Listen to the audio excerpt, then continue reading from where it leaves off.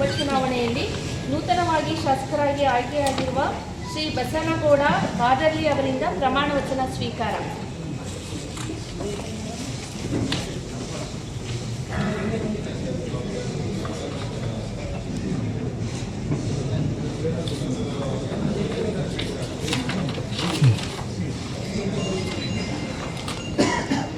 ಬಸನಗೌಡ ಬಾದರ್ಲಿ ಎಂಬ ಹೆಸರಿನವನಾದ ನಾನು ವಿಧಾನ ಪರಿಷತ್ ಸದಸ್ಯನಾಗಿ ನಿರ್ವಚನ ಹೊಂದಿದನಾಗಿ ವಿಧಿ ದ್ವಾರ ಸ್ಥಾಪಿತವಾದ ಭಾರತದ ಸಂವಿಧಾನದ ವಿಷಯದಲ್ಲಿ ಶ್ರದ್ಧೆಯಿಂದಲೂ ನಿಷ್ಠೆಯಿಂದಲೂ ಕೂಡಿರುತ್ತೇನೆಂದು ನಾನು ಭಾರತದ ಪರಮಾಧಿಕಾರವನ್ನು ಮತ್ತು ಸಮಗ್ರತೆಯನ್ನು ಸಮರ್ಥಿಸುತ್ತೇನೆಂದು ನಾನು ಈಗ ಕೈಗೊಳ್ಳುವ ಕರ್ತವ್ಯವನ್ನು ಶ್ರದ್ಧಾಪೂರ್ವಕವಾಗಿ ನಿರ್ವಹಿಸುತ್ತೇನೆಂದು ಭಗವಂತನ ಮೇಲೆ ಪ್ರಮಾಣ ಮಾಡುತ್ತೇನೆ.